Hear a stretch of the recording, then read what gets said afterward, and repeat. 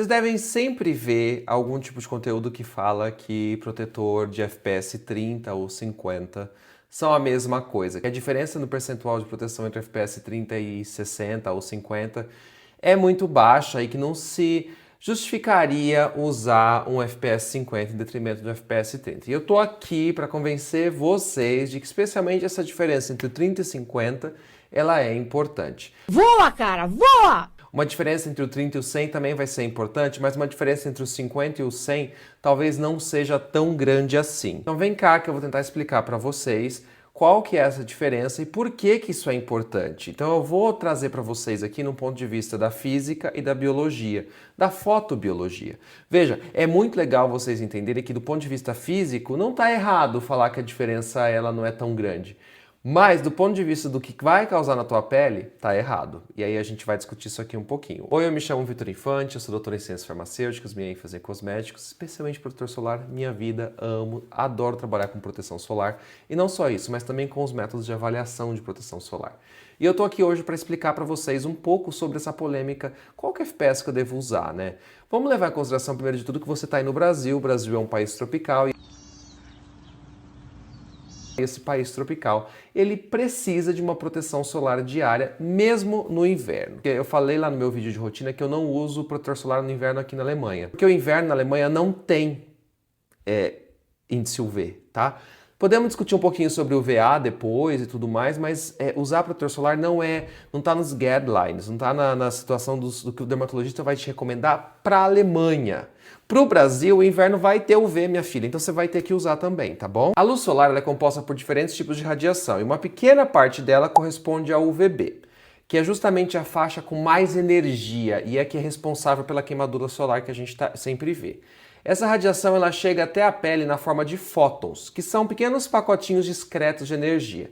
Cada fóton de UVB carrega energia suficiente para ser absorvido por moléculas da pele, especialmente o DNA. É meio como se cada molécula da pele ela reconhecesse o RG da energia, né, o comprimento de onda, e aí consegue interagir. Quando isso acontece, a gente não está falando de calor ou de luz visível da luz, né? A gente está falando de um evento bem específico que é a transferência direta de energia de um fóton do UVB para uma molécula, que é capaz de alterar essa estrutura. Quando atinge a pele, esses fótons eles podem desencadear reações fotoquímicas, como a formação de dímeros de pirimidina ciclobutano. Que nome bonito, né? Lindíssimo. Quem é ela? Quem é ela? Mas isso são danos diretos ao DNA. A quantidade desses eventos depende em grande parte de quantos fótons conseguem chegar ao tecido, ou seja, da dose efetiva de radiação.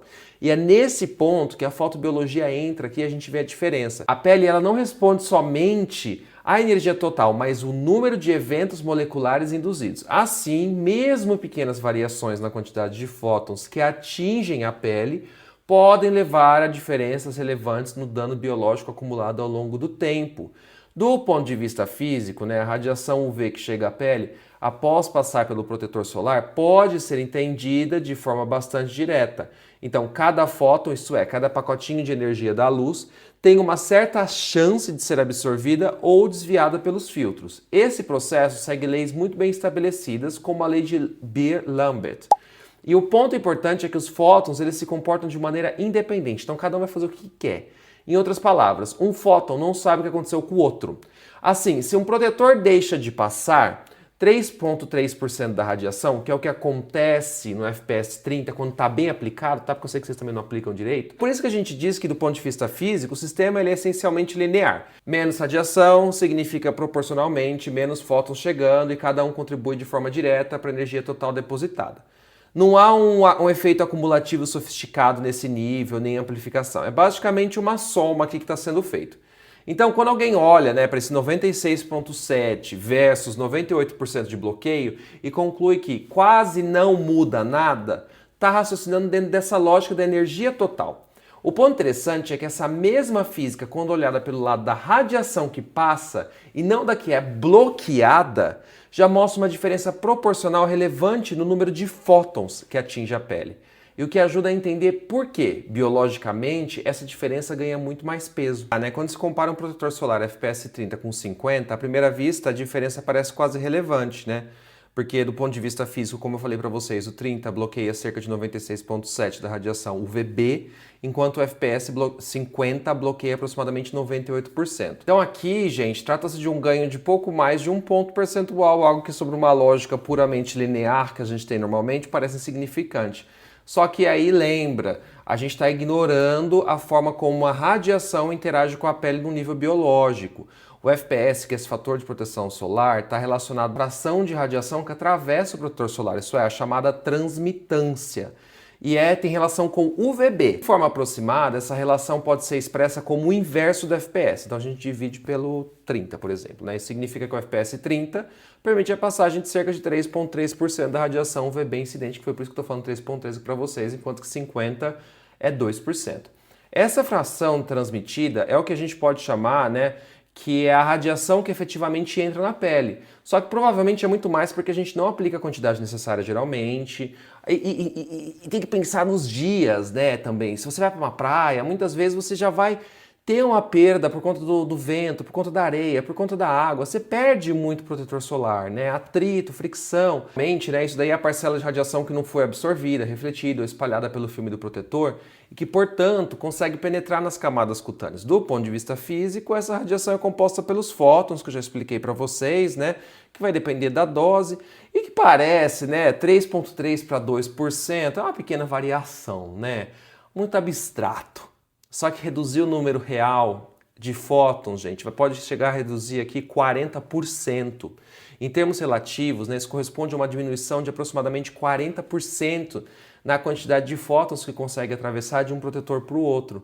Né? E isso aqui você vai diminuir em 40% a quantidade de chances de interagir com a pele. E é um ponto central. O sistema biológico ele não responde à fração bloqueada, mas sim ao número de fótons que efetivamente chegam aos seus alvos moleculares. E é nesse contexto que entra a fotobiologia. Diferentemente de um sensor físico ideal, a pele responde à radiação de forma complexa, não linear e altamente dependente de eventos moleculares discretos que você nem está percebendo. Cada fóton de UVB penetra na pele e tem uma energia suficiente para induzir reações ali, né? E que vão fazer mutações no seu DNA. Inicia uma série de eventos que pode passar discretamente, mas que pode aumentar se você tiver mais, e aí pode alguns não passarem discretamente, porque é tudo sobre probabilidade. Embora a formação desse tipo de lesão possa ser aproximadamente proporcional ao número de fótons em condições controladas, a resposta biológica global não é linear também. Isso ocorre porque a gente, né, tem limiar, acúmulo de dano ao longo do tempo. Então imagina, você está o dia inteiro na praia, chega uma hora que teu corpo não aguenta mais aquele dano de sol, né? Então você vai ter limitação no reparo celular. Quando a carga de dano excede a capacidade de reparo, aumenta a probabilidade de erros e, consequentemente, de mutações fixadas e você ter câncer de pele.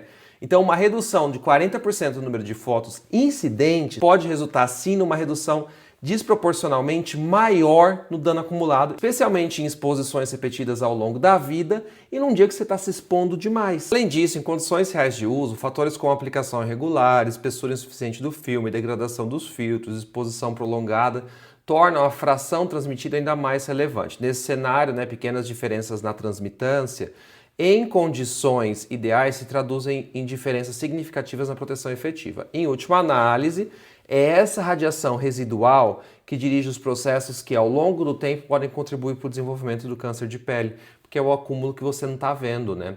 Essa mesma lógica ajuda a entender as diferenças regulatórias entre regiões. Na União Europeia, por exemplo, sob a orientação da Comissão Europeia, os protetores solares são rotulados até FPS 50, quando tem mais que é o 50 a mais, não passa disso. A intenção é evitar a percepção enganosa de que números muito elevados representariam aumentos proporcionais de proteção, além de considerar a variabilidade no uso real, especialmente a tendência das pessoas de aplicarem quantidade menor do que o recomendado porque tem um FPS maior. E veja, aqui é porque do 50 para o 100, essa diferença de fótons vai ser muito menor do que do 30 para o 50. Porque se você divide, né, o contrário do FPS, essa diferença já não vai ser tão grande no percentual. Então você consegue chegar ali numa porcentagem que não vai ser mais de 40% de fótons, mas que pode chegar às vezes a 5, 10%, que começa a ser um lugar muito... não é linear. No Brasil, a Anvisa, né, permite a rotulagem com valores mais altos, como FPS 60, 70, refletindo tantos fatores do mercado brasileiro, quanto o contexto de alta exposição solar, porque entende que se você está se expondo muito, você precisa de um FPS maior. Ainda assim, do ponto de vista científico, esses valores acima de 50 representam incrementos marginais em termos de bloqueio absoluto, embora ainda contribuam para reduzir, mesmo que progressivamente, menos a fração de radiação transmitida, se a gente comparar, né, entre 30 e 50 é muito maior. Entre 30 e 50 tem uma distinção fundamental entre duas formas de interpretar o mesmo fenômeno. Enquanto a física sugere uma diferença pequena na fração de radiação bloqueada, a biologia ela evidencia uma redução substancial na radiação que realmente importa, aquela que atravessa o protetor, chega ao DNA e pode desencadear dano molecular. É nessa fração transmitida e no número de fótons que ela representa que reside a verdadeira relevância do aumento do FPS, por isso que a gente tem essa diferença. Então, gente, para o Brasil, o que eu posso deixar para vocês aqui é usem protetor solar todo dia, apliquem uma grande quantidade e há diferença sim entre FPS 30 e 50. Se possível, apliquem pelo menos FPS 50. Existe hoje em dia também uma ideia de que se deve usar protetor solar FPS 30 para quem tem peles de fototipos muito altos, então pessoas retintas. Pessoas que são retintas, peles muito escuras, tá? Vocês precisam usar protetor solar sim. Há sim evidência de que pode ocasionar dano. Claro que como também você tem já uma proteção natural que é a melanina, você tem uma redução no dano que pode causar no DNA. Mas existem outros danos acumulados que podem vir a acontecer e também, né, gente, é como eu falei para vocês, a dose é muito alta que a gente está exposta no Brasil. Então, por isso, a utilização de protetor solar pode ser interessante. Para peles mais retintas, geralmente o FPS 30 pode ser mais interessante, até para evitar aquela situação de white cast. Mas usar protetor com FPS é importante também, tá bom? Um beijo pra vocês, se vocês querem saber um pouquinho mais, curte, compartilha e comenta. Hype o vídeo aqui, faz o que vocês quiserem, mas é isso. Passa a palavra, usa protetor solar.